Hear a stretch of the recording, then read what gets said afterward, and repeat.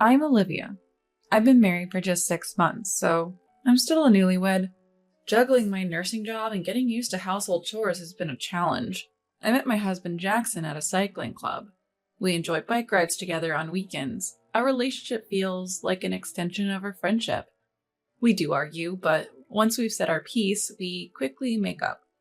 It's like we're characters from a lighthearted comic, but there are people around us who act like villains from a drama, and it's really draining. Oh, I'm sorry. It seems I only ordered steak for 4. When we visited Jackson's parents' house for a weekend family dinner, my mother-in-law had a typical passive-aggressive surprise waiting. Such an oversight on my part. We've always been 4, so it's understandable. My father-in-law and sister-in-law, Isabella, chuckled. I'm sorry, Olivia. We have some bread I baked yesterday. You can have it with jam. Even though she pretended to forget, she's pushing leftovers on me. It's unbelievable. This is the 3rd time she's done this. Jackson, who believed his mom's oversights the first 2 times, is now clearly annoyed. I'll eat the bread, Olivia. You have the steak. That's not how it works. You're the one supporting your wife. How many times have I told you Olivia earns as much as I do? If someone's not working, maybe you, Mom, should eat the leftover bread. Well, sister-in-law, that's mean. Mom didn't do it on purpose. Did I do something wrong? That's it. If there's no food for my wife, we're leaving. Why? We can just eat as a family.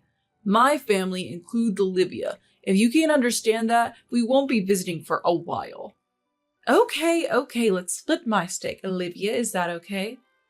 No thanks. Ugh! Eating in such an unwelcoming atmosphere feels like torture. We left, shaking off the clingy mother-in-law and Isabella. Thankfully, they hadn't tampered with our belongings. This has been the norm since our wedding. Mother-in-law and Isabella openly harass me while father-in-law smirks. When confronted, they play innocent. They even do it in front of Jackson. I wonder if they're trying to rope Jackson into their mean games. But miraculously, Jackson turned out okay despite his family. The kind-hearted Jackson who initially believed his mom and sister is now fed up with their antics against me. He's clearly on my side. I'm not the submissive type, so I don't feel the need to get along with Jackson's family at the expense of my well-being. I'll stand my ground, which seems to infuriate them even more. Interacting with them is just exhausting. After discussing with Jackson, we decided I wouldn't visit his parents' house for a while. But they had other plans. They can't resist tormenting a daughter-in-law they disapprove of. Hello, sister-in-law. Olivia, how have you been? A month after the steak incident, while Jackson was at work, mother-in-law and Isabella showed up at our place. Isabella, mother-in-law, what brings you here? Don't be so guarded. We're sorry we forgot to order your steak last time. We brought a cake as an apology. Would you like to share it with us? Really? There are 3 pieces. I checked, so don't worry. I really didn't want to, but after all, they're Jackson's family. It's rare for them to apologize, and I don't want to cause a scene and disturb other condo residents. Plus, I'm just off a night shift and I don't have the energy to argue. Reluctantly, I let them in. Wow, it's quite a mess in here. I regretted inviting them in just a minute after. The second round of passive-aggressive comments towards me had already begun. We've been busy with work and didn't expect any guests. You should always keep it clean. Do you want to get Jackson sick? Exactly. Our house is always clean because Mom takes care of it. That's what a wife should do, right? Clean?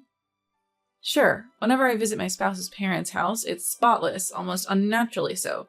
But their closet? Jam-packed to the point the door was half open. I wanted to point that out, but I just wanted them to leave, so I quickly served the cake. If you can't handle housework, why not quit your job? I can. It would be a burden on my coworkers. Don't worry, everything will be fine, even without you, Olivia. How can someone who's never worked say that? Oh, how about moving in with us? I can teach you all the duties of a wife, and I'll even let you work. That sounds great. I'd love to get closer to my sister-in-law. No way. I'd never want to live with them. We're good, just the 2 of us. Oh well, it was a suggestion. What a pity. They surprisingly backed off quite easily. It felt eerie. Can I use the restroom? Sure. Isabella went to the bathroom, leaving me alone with my mother-in-law. Don't worry about the living together thing. We're family, after all. That's not the point. When Isabella finally came out, they continued their barrage of comments until they finished their cake and finally left. They even had 3 cups of tea each. Closing the front door, I felt a wave of exhaustion. Jackson will be home soon. I need to start dinner. Fighting the urge to lie down, I slowly head into the living room. Distracted by my fatigue and frustration, I didn't notice the bedroom door was left open. Hey, Jackson. What's up? Do you know where the contents of my red tin are? The red tin with the letters from your patients? No idea. I thought so. That night, after my in-laws' unexpected visit, I noticed the contents of a tin in my bedroom were missing. This tin held letters from patients I had cared for. I had been organizing these letters in my bedroom just before they arrived. I was preparing dinner right after they left, so I didn't check the bedroom until bedtime. I had completely forgotten about it. But now, the contents were gone. All that was left was the red tin. I thought maybe I had taken it to the living room, so I searched everywhere but couldn't find it. After a night's sleep, I searched again but still couldn't find it. Then it hit me. Yesterday, Isabella's bathroom break was unusually long. Could it be? I quickly grabbed my phone and called my mother-in-law. Oh, a call from Olivia, that's rare. Even over the phone, I could tell she sounded oddly cheerful. I'm sorry, but I can't find a bundle of letters from my patients since yesterday. Do you know anything about it? Oh, you've lost something so important. How careless. I don't know, but I'll ask Isabella. After a while, Isabella came on the line. Sister-in-law, I'm sorry. I might have thrown it away. What? My worst fears were confirmed, and I felt sick. I tidied up your bedroom a bit when I went to the bathroom. I didn't ask you to. It was messy and it bothered me. That doesn't give you the right to go into my bedroom and throw away my things. I'm sorry, I get so engrossed when I start cleaning. People often tell me I'm naturally eccentric. What does that even mean? Olivia, Isabella didn't mean any harm. It's your fault for not keeping your room tidy in the first place. I can't believe. I think we should move in together. I can teach you how to clean properly. We're both a bit forgetful, so you must be worried, right? We can support each other. My mother-in-law laughed, and I could hear Isabella laughing in the background. There's no point talking to them. I need to look for the letters. Goodbye. I hung up, feeling defeated.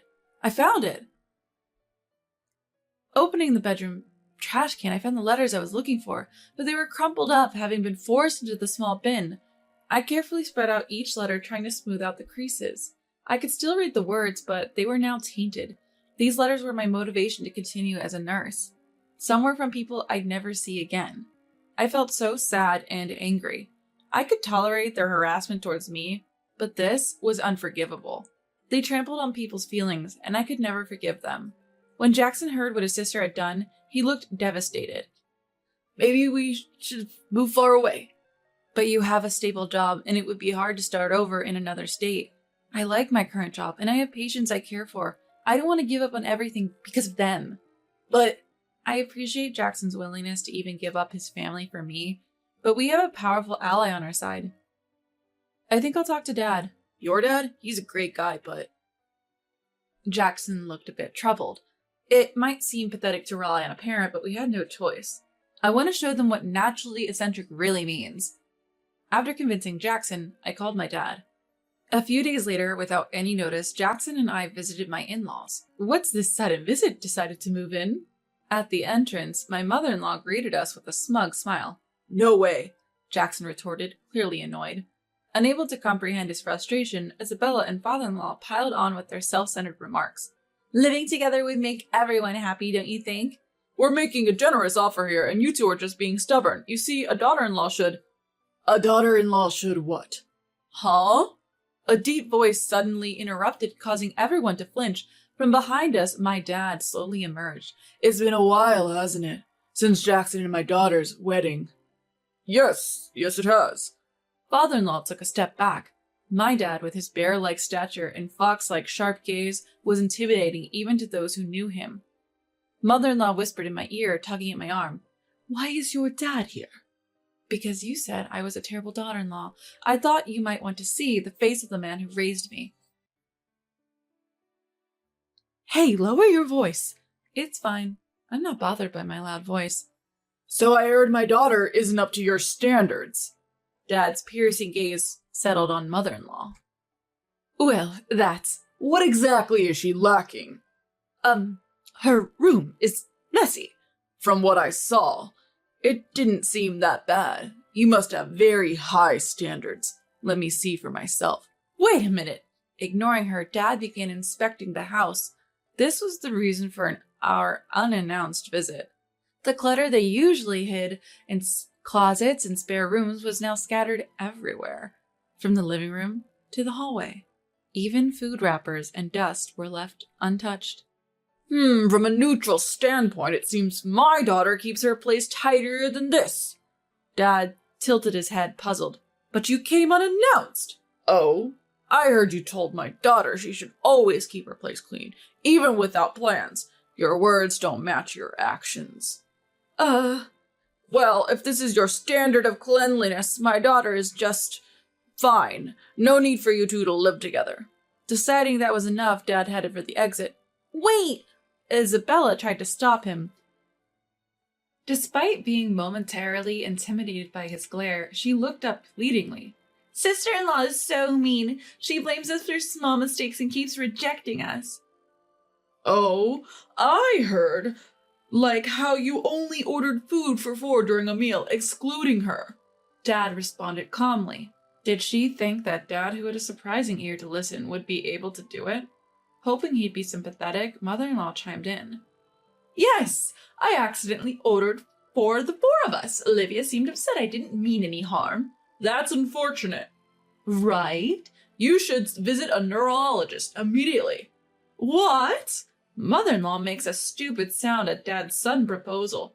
I suspect a brain disorder if you keep making such mistakes without any ill intentions. No, I know a good doctor. They're quite popular, so the earliest appointment is in a week. Is that okay? No, thank you.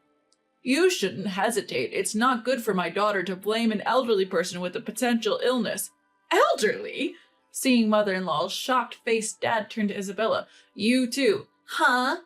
Dad also targets Isabella. You seem forgetful and cause trouble for others. Disposing of important documents in someone else's room might be a sign of an illness. I'll arrange for you both to be seen together. Don't worry. I'm fine. I'm perfectly healthy. You're around 40, right? It's a pity at such a young age. I'm 25. Oh, my apologies. I thought you were Jackson's older sister, not his younger one. Wow, Dad. Isabella, who never seems to care about fashion or grooming, always looks grumpy. Does seem, well, a lot older than she is. I bet if Dad, who generally believes this, said it out loud, it would hurt Isabella more. Yes, he truly believes it. He suspects a brain issue and suggests a hospital visit out of pure concern. Though Dad looks intimidating, he was born into a privileged family. Maybe that's why he's genuinely, well, naturally eccentric. If it weren't for Mom being so grounded, our family would have been in chaos. Don't worry, if your wife and daughter go to the hospital, they'll surely find out what's wrong. Being treated as if his wife and daughter are ill, and genuinely. Wait, I'm not senile and I'm not sick. People with illnesses often deny it. It must be shocking to think you're sick. That's not true. Mother-in-law vehemently denies, almost ready to lash out. She must have realized they might genuinely take her to the hospital. It's on purpose, not ordering my daughter-in-law's steak. My daughter throwing away her stuff. It's all to spite her. Finally, mother-in-law admits her actions. Spiting her? Dad's eyes widen a bit. So you mean the typical spite towards a daughter-in-law? Yes, your daughter is too cheeky. Even though she's Jackson's wife, she's not a housewife and neglects household chores. We allow her to work so she could at least obey us when we meet. I endured spite from my mother-in-law. Isn't it unfair? Now it's Mom's turn. Isabella turns in with mother-in-law's momentum, but Dad's reaction isn't what they expected. Poor thing. Huh? Dad looks at mother-in-law with pity. His eyes might be intimidating, but as his daughter, I can see the compassion. You've been treated horribly by father-in-law's mother all this time, haven't you? Didn't your husband protect you then? Well, it's not my daughter who's cruel, it's your husband. My sister was also mistreated by her mother-in-law, and her husband noticed and decided to separate from the mother-in-law. Mother-in-law gasps. When a couple marries, they should have their own household. A husband's duty is to protect his wife and children. Your husband abandoned that duty. Wait a minute! Father-in-law tries to interrupt Dad. Sorry for overstaying. Basically, a parent's role is to watch over their children's households. Oh, I'll make a hospital appointment just in case. We don't need a hospital, Isabella protests, almost screaming. But Dad isn't listening. Jackson, tell me your mom and sister's names later. Yes. Come on, Mom, say something. Mother-in-law, who was loud just moments ago, now looks pale. She probably realized who the real enemy is. The reason she could spite her daughter-in-law in front of Jackson was because she had real-life experience knowing her husband wouldn't side with the daughter-in-law. It's truly pitiful. Dad's right, she's a poor soul. Leaving behind a shouting Isabella and father-in-law and a contemplative mother-in-law, we leave the in-laws' house, probably because of the commotion at the entrance. The neighbors are watching from a distance, curious. Taking the opportunity, I explained the real situation of the spite towards the daughter-in-law, also mentioning the important letters that was thrown away. Receiving sympathy and encouragement, I expressed my gratitude. With some people listening intently, the story of the spite will probably spread quickly. Thanks, Dad. Yeah, with that level of chaos, you probably won't have to live with them. Good for you. Yes. Dad smiles, though it's a bit strained, but that's the best smile he can muster. Jackson, I'll give you the hospital's number. You should call, being family and all. You're really gonna call? Of course! What if something happened to your precious parents? Now that's what I call genuinely eccentric. He can't read the room, takes words at face value, but cares for everyone without bias. Fake eccentrics don't stand a chance against that. Later, Dad and Jackson actually took mother-in-law and Isabella to the hospital. Of course they were healthy, but Dad joked, so it's just a bad personality then. Good to know. Apparently, Isabella gave him a death stare. Yet mother-in-law just went home without much reaction. And then, chaos started in the in-laws' house. Having realized who the real enemy was, mother-in-law heavily blamed father-in-law for his past actions, and father-in-law, without any remorse or apologies, made things worse, pushing their relationship to the brink of divorce. In the midst of this, Isabella and father-in-law, feeling abandoned by mother-in-law, stormed our house.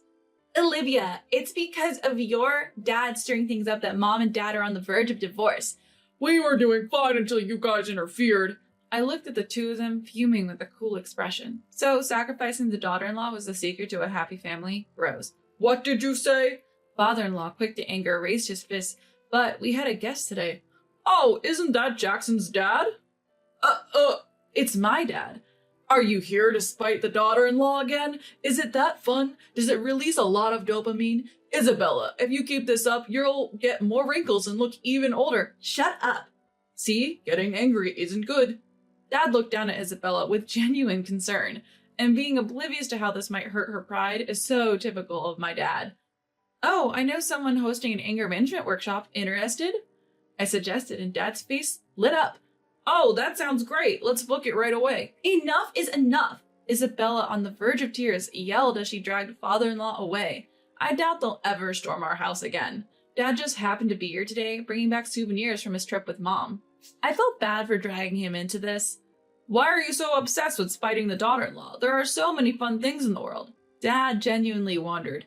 They just think differently from you, Dad. I see. Are you okay, Olivia? If you're worried, you can always move in with us. I'll pass on that offer. I knew it was a genuine offer out of concern, but living with my well-meaning but eccentric dad might be too much for Jackson. Sometimes distance helps maintain a good relationship. It's okay. Jackson's on my side. That's reassuring. We'll work hard together so you won't have to worry, Dad. Jackson and I are solid, because unlike mother-in-law and her family, we've a bond that they lack.